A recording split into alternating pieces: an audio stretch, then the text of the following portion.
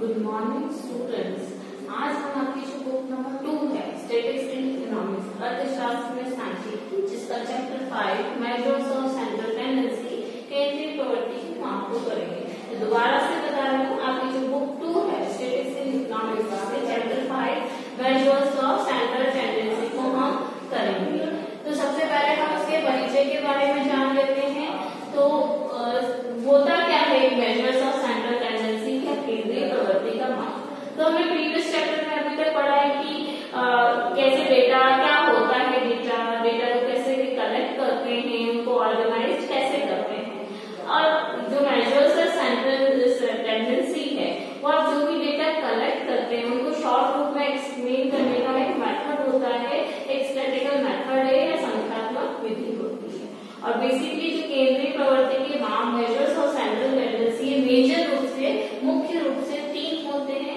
समांतर माध्य जिसे मीन या अरिथमेटिक मीन कहते हैं, माध्यिका जिसे मीडियन कहते हैं, बहुलक जिसे मोड कहते हैं।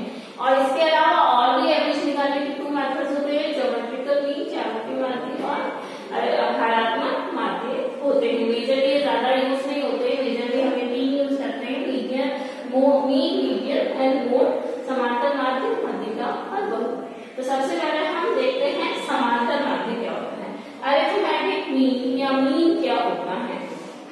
तो इससे दूसरा जो सिंपल सा नेम है, इसको हम एवरेज या औसत के रूप में जानते हैं। और ये सबसे ज्यादा प्रचलित या जो सबसे ज्यादा यूटिलाइज किया जाने वाला जो मेथड है, वो सबसे ज्यादा यूज किया जाने वाला मेथड अरिथमेटिक मीन या समांतर माध्य ही है, और ये सबसे इजी भी होता है।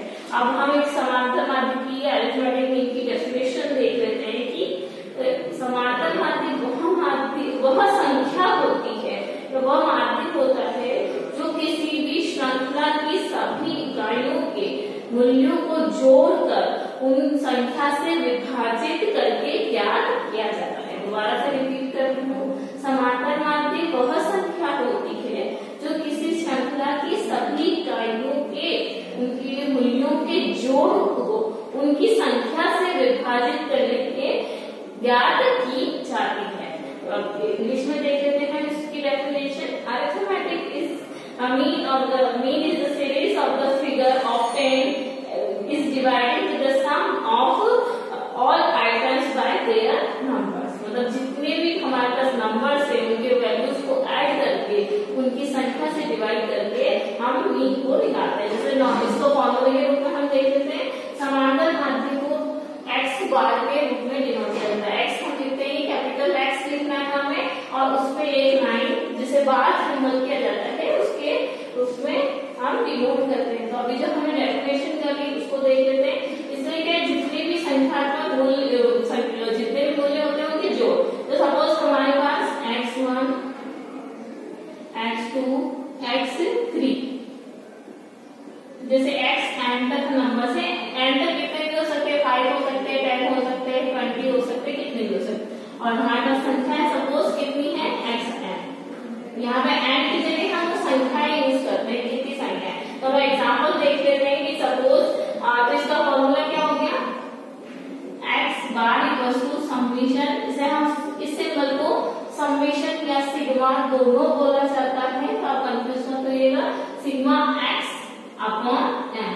तो x बार इक्वल्स टू यहाँ समेशन और सिग्मा x अपॉन n, ये समांतर माध्य का नॉर्मल फॉर्मूला हो गया। अब इसको एक बार सॉल्व करके देखते हैं। जैसे हमारे पास एग्जांपल है कि कोई नंबर्स है जैसे कि 5, 8, 10, 15 एंड 22। अब इसका हमको एवरेज निकालना है, समांतर माध्य निकालना है। तो क्या होगा, हमारा फॉर्मूला क्या है, समेशन x अपॉन n। और जब भी ध्यान रखें सवाल सॉल्व करें तो इसको वर्टिकल रूप में, स्टैंडिंग रूप में हम लिखते हैं, बट अभी हमारे स्पेस कम है तो हम इसको ऐसे सॉल्व करते हैं। 5 + 8 + 5 + 8 कितना हुआ, 13 + 10 23, 23 + 15 28 और 38 एंड 22 हुआ आपके 60। तो टोटल इसका कितना 60, और ये नंबर्स कितने हैं हमारे पास 5। कितने नंबर्स हैं ये? 5 नंबर्स हैं। तो इनको हम डिवाइड करेंगे, हमें फॉर्मूले में पुट करके x bar equals to summation x हमारा 60 आया और नंबर्स हमारे 5 है। तो डिवाइड करेंगे 5 1 जा 1 सॉरी 5 1 जा 5 एंड 5 2 जा 12। तो 12 हमारा औसत आ रहा है। क्योंकि हमें किसी भी यूनिट या इकाई का बात नहीं करिए तो हम कोई भी यूनिट और इकाई यहाँ पर यूज नहीं करेंगे। तो आपको समझ में आ गया होगा कि समांतर माध्य क्या होता है। अब हम देखते हैं कि समांतर माध्य की जो कैलकुलेट करने के लिए क्या क्या मेथड्स है और किन किन सीरीज में को कैलकुलेट करना। तो समांतर माध्य को जो निकाला जाता है उसको गणना की जाती है और उससे पहले हम देखते थे समांतर माध्य कितने प्रकार के होते हैं। नॉर्मली कितने प्रकार के होते हैं? समांतर माध्य 2 टाइप्स के होते हैं। जो अरिथमेटिक है वो है सिंपल अरिथमेटिक मीन, जिसे सरल समांतर माध्य कहते हैं, और दूसरा होता है वेटेड अरिथमेटिक मीन, भारित समांतर माध्य। इन सब के बारे में हम आगे स्टडी करेंगे। अब इनकी कैलकुलेशन गणना को देख लेते हैं कि कैसे अरिथमेटिक जो मीन है, सरल समांतर माध्य की बात हम यहाँ पे कर रहे हैं। जो सरल समांतर माध्य है, सिंपल अरिथमेटिक मीन है, उसको कैलकुलेट कैसे करते हैं। तो इसकी 3 सीरीज होती है। सबसे पहले होती है इंडिविजुअल सीरीज, जिसे हम व्यक्तिगत श्रेणी कहते हैं। दूसरी होती है डिस्क्रीट सीरीज, जिसे खंडित श्रेणी कहते हैं, और तीसरी होती है कंटिन्यूअस सीरीज, जिसे अखंडित श्रेणी होती है। इन तीनों में क्या क्या निकाला जाता है, कैलकुलेट किया जाता है, और इन तीनों के लिए 3 मेथड्स यूज किए जाते हैं। तीनों के लिए सिमिलर मेथड्स यूज किए जाते हैं, बस हम कैलकुलेशन का थोड़ा तरीका अलग हो जाता है। तो वो देखते हैं। तो जो सबसे पहले देखते हैं इंडिविजुअल सीरीज, व्यक्तिगत जो श्रेणी है उसमें डायरेक्ट मेथड सबसे पहले कैलकुलेट करने का तरीका है प्रत्यक्ष विधि, डायरेक्ट मेथड, फिर है अप्रत्यक्ष विधि, इनडायरेक्ट मेथड, ऐसे हम शॉर्टकट मेथड भी कहते हैं, या फिर थर्ड है स्टेप डेविएशन मेथड, प्रतिशत विधि कहते हैं। ये तीनों तरीके से तीनों सीरीज में, individual series, discrete series and continuous series में सम्स को सॉल्व किया जाता है, डेटा को अरिथमेटिक को कैलकुलेट किया जाता है। तो आज हम जो सबसे पहले देखने जा रहे हैं वो इंडिविजुअल सीरीज में डायरेक्ट मेथड, प्रत्यक्ष विधि की हम बात कर रहे हैं, उसे हम देखेंगे। तो उसके लिए ये जो हमने अभी फॉर्मूले की बात की थी, सबसे पहले जो आपका फॉर्मूला हमें ध्यान रखना है कि इंडिविजुअल सीरीज में डायरेक्ट मेथड में फॉर्मूला क्या यूज होगा। तो सबसे पहले आपको आपका फॉर्मूला लिखना है कि फॉर्मूला क्या है। आपका फॉर्मूला है x बार इक्वल्स टू, इसे हम साइड में लिख देते हैं, x bar equals to summation x upon n। ये आपका फॉर्मूला है। इसके अकॉर्डिंग हमें हमारे जो सम है सॉल्व करना होता है। अब पहले इनका मीनिंग देख लेते हैं। जब भी आप कोई फॉर्मूला लेते हैं तो उसे डिफाइन जरूर कीजिए कि उनका मीनिंग क्या होता है, वो होते क्या बेसिकली। तो x बार इक्वल्स टू क्या होता है, क्या किसका सिंबल है, अरिथमेटिक मीन का, समांतर माध्य का, या मीन भी लिख सकते हैं, मीन समांतर माध्य मीन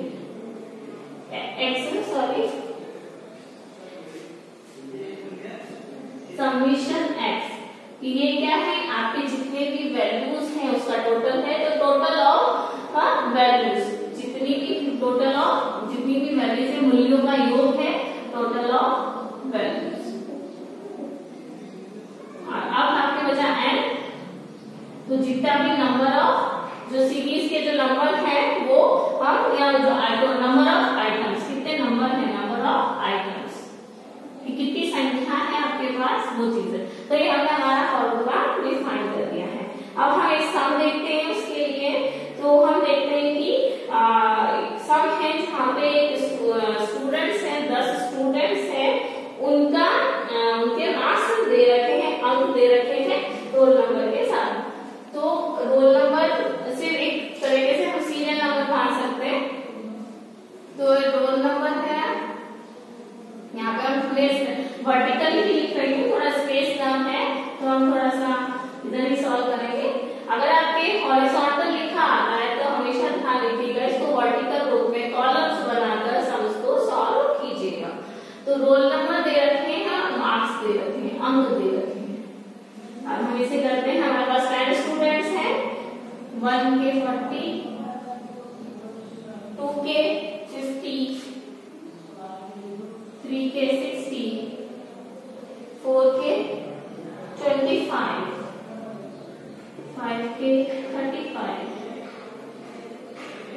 के 55, 7 के 65, 8 के 75, 9 के 85 और 10 के 90। तो ये हमारे मार्क्स हमें दिए हैं पर स्टूडेंट्स के रोल नंबर 10 तक के। तो इंडिविजुअल सीरीज की डायरेक्ट मेथड में आपको इसको सॉल्व करना है। तो हमें हमारा फॉर्मूला पता है x y equal to summation x। तो ये हमारे x की वैल्यूज हैं, इसका आपको टोटल करना है। तो आप टोटल करिएगा कि 40 plus 50 plus 60 plus 25 and so on till 90। यहाँ से टोटल करेंगे तो हम देखेंगे जो हमारी टोटल जो आ रही है वो आ रही है 580। और हमेशा ध्यान रखिएगा जहाँ पे नीचे आप टोटल मेंशन कर रहे हो उसके साथ किसकी टोटल है, समेशन या सिग्मा एक्स की टोटल है तो वो भी मेंशन करिएगा। तो ये हमारी टोटल आ चुकी है। अब हमारा फॉर्मूला है ही हमें पता है। तो x1 equals to summation x कितना है हमारा 580 और n कितने हैं 10 स्टूडेंट्स की हम बात कर रहे हैं। तो 10 हमारे जो स्टूडेंट्स हैं 10 से इसको डिवाइड कर दिया तो कितना है x1 इक्वल्स टू जो हमारा औसत आया है वो 58 मार्क्स। हमेशा ध्यान रखिएगा अगर यूनिट दे रखी है, गाइड दे रखी है तो वो अवश्य बिल्कुल कंपल्सरी वे में आपको मेंशन करना ही है। तो 58 मार्क्स एवरेज जो है हमारा आंसर आ गया। मतलब ये जो स्टूडेंट्स है इन सब के एवरेज मार्क्स अगर हम कहें 10 स्टूडेंट्स के तो वो 58 मार्क्स हैं। इसके लिए हम एक और एग्जांपल अभी देखते हैं। अब हम एक और डायरेक्ट मेथड से प्रत्यक्ष विधि से रिलेटेड एक और सॉल्व कर लेते हैं तो हमें अंडरस्टैंड करना और भी इजी हो जाएगा। तो हम देख लेंगे एग्जाम है कि किसी भी क्लास किसी एक क्लास में किसी एक कक्षा में इकोनॉमिक्स में किसी के एग्जाम में जो अंक मार्क्स आए हैं उसके बाद उसके लिए उसका हमें अरिथमेटिक मीन या मीन निकालना है व्यक्तिगत श्रेणी के अंतर्गत प्रत्यक्ष विधि के माध्यम से।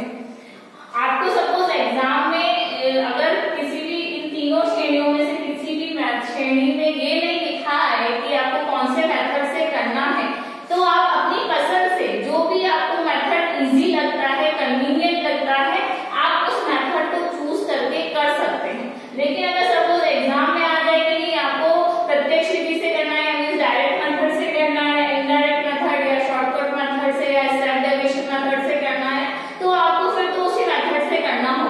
लेकिन ये तीनों में से कुछ भी मेंशन नहीं हो तो आप किसी भी मेथड से जो भी आपको इजी लगे कन्वीनियंट लगे आप उससे उस सम को सॉल्व कर सकते हैं। तो अभी हम हमारा डायरेक्ट मेथड देख रहे हैं जिसका हम ये सम हम सॉल्व कर चुके हैं। अब हमारा इसी से रिलेटेड एक सम सॉल्व करते हैं कि किसी क्लास में इकोनॉमिक्स है उसके जो स्टूडेंट्स से मार्क्स मिले हैं उसका एवरेज हम निकालते हैं। तो उसके जो मीन निकालना है उसका तो एक स्टूडेंट्स को मार्क्स मिले हैं 40, 50, 55, 78 एंड 58। अब इस वे में आपको क्वेश्चन दिया गया है तो जब भी आपको अगर इस तरह से भी सम दिया जाए तो आपको उसको कॉलम में बनाकर ही सम को सॉल्व करना है। आप इसे डायरेक्ट सॉल्व नहीं करेंगे कि लिखा गया है तो इसी में कर देते हैं, नहीं आप इसको प्रॉपर कॉलम बनाकर सॉल्व करेंगे। जैसे हम नंबर सीरियल नंबर डाल देते हैं क्योंकि हमें रोल नंबर या कुछ भी ऐसा मेंशन नहीं किया गया तो हम सीरियल नंबर डाल देंगे। तो कितनी नंबर्स है 5 तक के हैं 1 2 3 4 और 5 और मार्क्स दे रखे हैं सब्जेक्ट के तो यहाँ पे हम मार्क्स दे देंगे लिख देंगे अंक लिख देंगे हम कॉलम बनाएंगे उसके और ये मार्क्स को ऐसे ही हम मेंशन कर देंगे।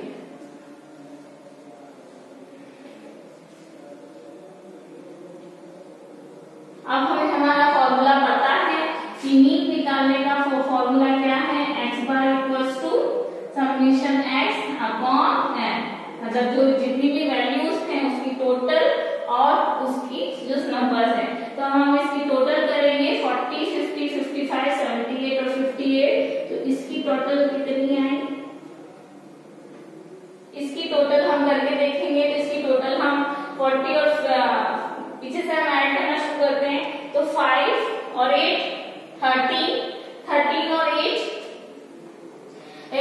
21, तो 1 यहाँ पे 2, यहाँ पे हमने कैरी कर लिया, 4 और 2 6, 6 और 5 11, 11 और 5 16, 16 और 7 23, 23 और 5 28, सॉरी 23 और 5 28, तो 281 इसकी टोटल आई।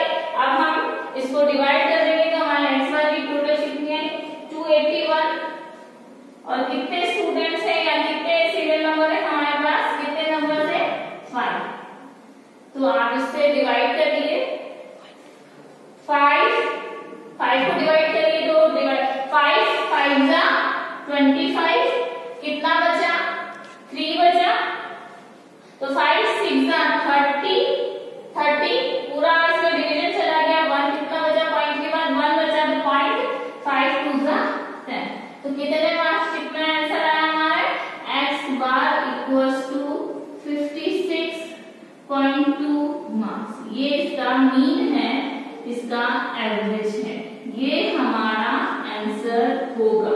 तो आप इसे सॉल्व करने की कोशिश करिएगा। इस तरह से और भी एग्जांपल्स हैं आपकी बुक की एक्सरसाइज के पीछे हैं, या नेट पे से सर्च करके इससे रिलेटेड आप सम सॉल्व करने की कोशिश करिएगा। जितना ज्यादा प्रैक्टिस करेंगे उतना ज्यादा आपके लिए इजी होते जाएंगे इन सम्स को सॉल्व करना। तो इस वीडियो में हम इतना ही करेंगे। बाकी के जो 2 मेथड्स हैं, इनडायरेक्ट मेथड और स्टेप डेरिवेशन मेथड, इंडिविजुअल